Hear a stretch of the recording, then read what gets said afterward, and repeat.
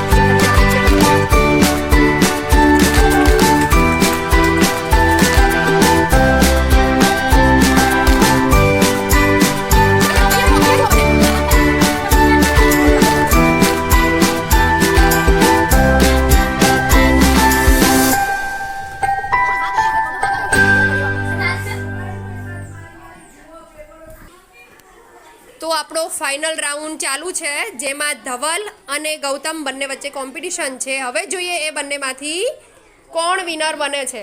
બરાબર? તો ચલો આપણે સ્ટાર્ટ કરીએ. 1 2 3 સ્ટાર્ટ.